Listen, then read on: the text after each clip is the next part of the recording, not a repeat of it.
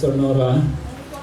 Church, kapag naayos po natin yung ating giving, yung majority sa ating lahat ay faithful na. Another thing na ayusin naman natin ay yung oras. Kasi mahal natin mga kapatid ang maayos. Amen. Dahil gusto ng Diyos maayos. Amen. Diba ba? Amen. For the glory of God, let's all things be done decently and in order. Kaya ngayong month na ito, dinidiscuss natin cheerful giving. Wala na tayong maiisip pa na paraan kundi yung mabisang paraan na nakalagay sa Biblia. Kaya yan po yung pag-uusapan natin. Kaya tayo po muna tayo, church, manalangin muna tayo.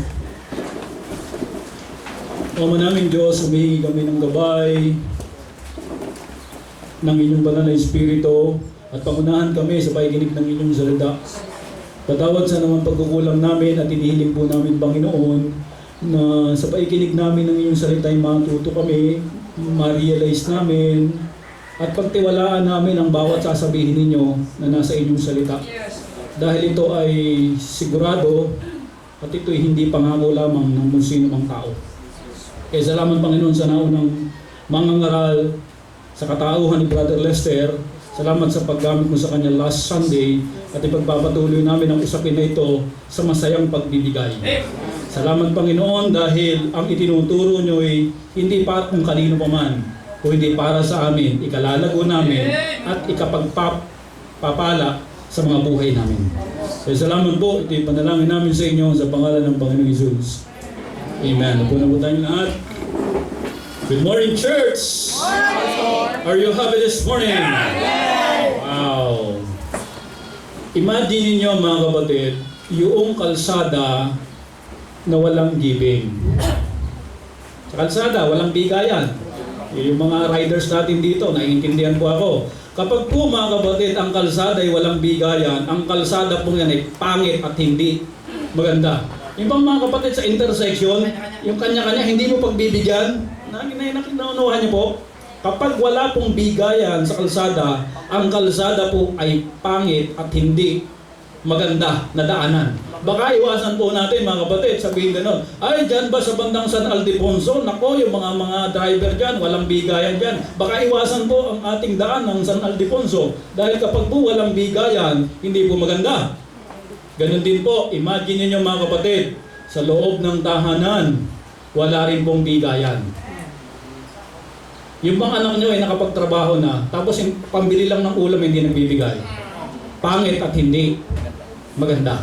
Si Mr. hindi nagbibigay ng pagmamahal sa kanyang asawang babae. Si asawang babae naman hindi nagbibigay ng pagpapasakop sa kanyang asawang lalaki. Kapag po walang giving sa loob ng tahanan, ang loob ng tahanan pangit at hindi maganda. Nakuha niyo po? Kasi mga kapatid, ang totoo sa buhay na ito, isa sa nagpapaganda ng buhay natin ay pagbibigay. Gusto mong gumanda buhay mo? Isa sa magpapaganda ng buhay mo, pagbibigay. Alam niyo mga kapatid, lahat tayo ay bunga ng pagbibigay ng Diyos. Salamat sa Panginoon, siya ang nagbibigay ng buhay. Birthday ngayon ni Tatay Lito at nakahanay siya ngayon sa upuan ng mga may birthday. Sino ang magbigay ng buhay? Diyos. We are product of what? Giving. Salamat sa Panginoong Diyos, siya ang nagbibigay at nagsusupply sa atin araw-araw ng hangin. Kung walang hangin, no? Tigi isang tabo lang tayo sa isang araw. Tipid. Ano po? Salamat sa Panginoon, siya ay nagbibigay ng hangin. Amen. At salamat sa Panginoong Diyos, dahil araw-araw siya ang nagpapasikat ng araw, siya ang nagbibigay ng ulan, siya ang nagbibigay ng pagpapala, siya ang nagbibigay ng talino, siya ang nagbibigay ng diskarte, ng idea, etc. Salamat sa Diyos dahil lahat tayo dito, bunga ng pagbibigay. Sabihin mo yan sa katabi mo, bunga ka ng pagbibigay. Kung walang pagbibigay, wala ka. Tama po. You see the importance of giving? Amen, church? Kaya ako'y lungkot na lungkot kapag nagpe-preach dito, giving ang pinag-uusapan, kapag ang miyembro ay parang nilungkot ng dyaryo ang mukha. Mali po. Parang hindi mo pinagpapahalagahan yung mahalaga sa Diyos. At tayo mismo ay nakikinabang ng pagbibigay. Another king. He gave His only begotten Son, and whosoever believeth on Him should not perish, but have everlasting life. Naligtas tayo dahil mayroong Diyos Ama na ibinigay ang kanyang anak para magkaroon tayo ng kaligtasan. Are you saved? Amen. Praise God. Saved tayo. Amen. Amen. Si nanay nawala na, bilisan na ang mundong ibabaw. Pero may kalungkutan pag may mahal tayo sa buhay na nawawala. Dahil nakasama natin, mamimiss natin eh. Pero ang katotohanan, whosoever believe in Him should not perish but have everlasting life. Nasa langit. Ang kalungkutan, ilang buwan lang, mawala na yan eh. Pero ang realization ng katotohanan, nawala siya dito, pero nasa langit naman. Amen. Ang tawag doon eh, blessed assurance. Amen. Amen? Amen. Produkto tayo mga kapatid ng kaligtasan dahil sa kaligtasan yan na natanggap natin dahil may nagbigay. Amen. Amen? Kaya mga kapatid, ang church na ito, matuto tayo. Dapat pag pinag-usapan ng giving, masaya tayo. Amen? Are you happy? Yun ang tamang pananaw. Hindi yung kapag giving na talaga namang gustong mag-CR na. Parang gusto na umuwi. No! Alam mo ba na napakahalaga ng pagbibigay? Kung walang pagbibigay, wala tayo dito. At kung walang pagbibigay, hindi tayo ligtas. At kung walang pagbibigay, pangit at hindi, maganda. Tignan nyo katabi nyo, ang gaganda at gwapo. Kasi natutong magbigay eh. Amen? Pero kung hindi matututong magbigay yan, pangit at hindi, maganda. Di ba? Ganyan naman, sinisimulan tayo sa pangit, papaganda. Sabi ni Pastor Midel, o tignan nyo nga si Sir Ron. Di ba? Bagay na bagay yung kanyang shade ngayon. Parang siyang si Superman, di ba? Amen, church? Akala mo kanina, gaganunin yung kanyang long sleeve eh. Habang Bible friends eh. Si Clark, amen? Field. Si church, amen? Produkto tayo ng giving. Kaya huwag kang tampong-tampong pag nag-uusapan ng giving. Maling attitude yun. Amen. Parang hindi produkto ng giving. Parang hindi ka nakinabang sa pagbibigay. Amen? Kaya mga kapatid, when we talk about giving, dapat lahat tayo happy. Amen. Lahat tayo masaya. Amen. Amen? Ay, ang sarap ng ganun mga kapatid. Dahil isang bagay na mahalaga sa Diyos, pagbibigay. Pag-usapan natin yan mamaya. Bago pa man kinreate ng Diyos ang tao, kinreate niya muna lahat ng pangailangan ng tao. Ibinigay niya muna. Ganoon kahalaga ang giving sa Diyos. Iniisip po niya ito. Ngayong umaga, pag-uusapan natin, hindi lang basta giving, kung hindi cheerful giving. When we say cheerful, masaya. Yung bang kahit hindi ka kinikiliti, masaya ka. Kahit hindi nagjo-joke yung preacher, masaya ka. Hindi yung kapag pilihan na tayo dito, parang may pasyon. Medyo happy tayo habang dala-dala natin yung pagbibigay natin sa Panginoon. Amen? Amen. Amen, Lord. Dapat ganun yung ating attitude. Amen? Eh kasi ito po ang turo ng Bible. Not only giving, but ito ang turo mismo ng Panginoon. Every man, lahat ng mananampalataya, according as he purposeth in his heart, dapat galing sa puso, so let him give. Magbigay, galing sa puso. Pero hindi grudgingly, hindi nagre-reklamo, or of necessity, dahil kailangan lang. Ano ang sabi ng Panginoon? For God loveth a cheerful giver. Hindi lang mga kapatid, basta tayo magbibigay. Baka mamaya, magbibigay tayo na napipilitan lang. O kaya nagbibigay tayo dahil kailangan lang. Hindi yun. Para po tayo mga kapatid naglalaro ng dart. Alam niyo po yung dart? pagka walang ilaw, dart. Alam mo yung dart? Di ba may tinatawag dong bullseye? Kapag grudgingly, nagbibigay ka, hindi mo na-hit yung eye, bullseye. Kapag ikay nagbibigay, because of necessity, dahil kailangan lang, minsan ganyan eh, walang ulam sa bahay, may kailangan bumili. Sige, bilhin na nga kayo. Dahil kailangan lang. Hindi nang turo ng Bible eh, hindi dahil kailangan lang, Brother Jonathan. Kung hindi dapat, para ma-hit mo yung gusto ng Panginoon na klase ng pagbibigay, cheerful, giving, masaya. Amen? Amen. Masaya. Ngayon, ang tanong, When giving is cheerful, it should be what? kapag masaya ang pagbibigayan, Brother Lester, siguradong ito mangyayari. Pag masaya ang nagbibigay, ha?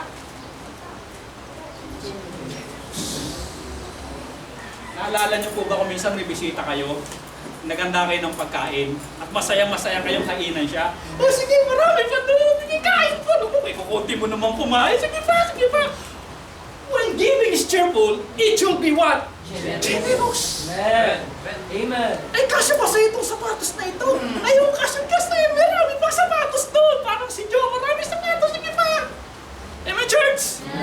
Kapag masaya, siguradong generous. Pero kapag malungkot, tipid. Nakuha niyo po ba? Kapag medyo may patabog, ipit ang pagbibigay. Chinachani. Kasi malungkot eh. Pero pag masaya, generous. Amen. Parang ganito, Brother Jonathan. Naka-Innova ka na, ipagja-Jollibee ka pa. Amen. Amen, church? Amen. When giving is cheerful, it should be generous. Hindi po ito pa-try-try lang. Kung hindi todo, bigay. Ito mga taong nagbibigay masama loob, konti lang binibigay niya. Lalo sa magulang. Pero kapag masaya yung bata sa magulang niya, ay, bibigay talaga. Magtitira lang yan, pang-allowance niya. Alam mo, 10,000 bibigay sa magulang, magtitira lang yan na 30,000 pang-allowance niya.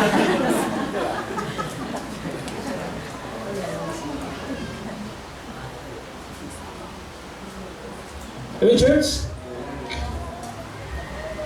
Kapag po ba generous, Ito po eh.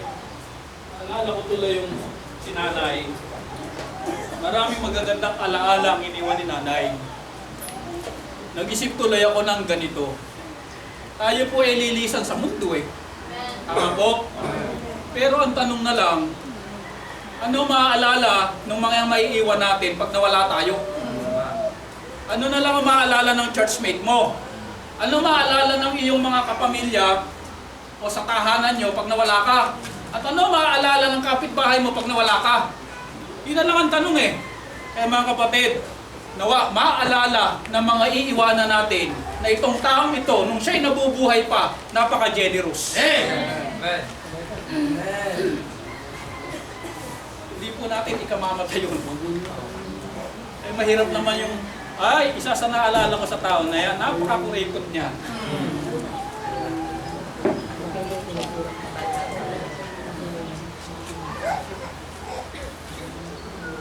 eh ano lang yan? Napaka-practical lang yan, kaya ganun lang siya talaga. Hindi siya basta ba, church, ano man mong sabihin mo, iba pa rin yung generous sa hindi generous. Amen? When giving is cheerful, it should be generous. All out giving. Our God is generous. Amen. All out. He gave His only na isa. Walang itinira. His only begotten. Masaya niyang ginawa yun? Yes, from the heart. For God so loved. Kung galing sa puso. Careful. Amen. He gave His only begotten Son. The question is, Pastor, Why is it? Bakit hindi po ito ang tinuturo ng Bible? Bakit hindi nagturo na lang ang Bible lang magbigay? Bakit kailangan pang meron pang saunahan? Cheerful! Why is it? Naitanong niyo po ba yan? Bakit ito ang kailangan natin matutunan? At malaman? Meron pong sabi ng Bible, ito po yun. Kung bakit mga kapatid kailangan to nating maintindihan at matutunan, ganito po yun. Ignorance brings destruction. Kapag ignorante ka, may posibilidad mapahama ka. Alam niyo po, kapag hindi niyo alam sa kalsada, yung kulay dilaw na guhit. Alam niyo ibig sabihin ng kulay dilaw na guhit na ganyan? No overtaking. Pag nag-overtake ka dyan, wasa ka, magugulat ka. Kapag hindi mo alam mga kapatid na yung cellphone mo pala ay hindi waterproof, nagsiselfie ka pa sa ilalim na gano'n. Nagulat ka, namatay. Hindi mo alam eh. Napapahamak. Amen. Kapag hindi mo alam ang isang bagay, kuminsan mapapahamak ka. Kapag hindi mo alam mga kapatid yung cheerful giving, hindi ka pagpapalain. Amen? Amen. Sabi ng Bible, my people are destroyed for what? Lack of knowledge. Because thou hast rejected knowledge. Di ba knowledge ito ngayon, yung cheerful giving? Tinuturo sa atin knowledge. Huwag mong i-reject. Pag ni-reject mo yan, magiging ano ka? Ignorance. Amen? I will also reject thee, that thou shalt be no priest to me, seeing thou hast forgotten the law of thy God. I will also forget thy children. Huwag pong i-resist yung knowledge.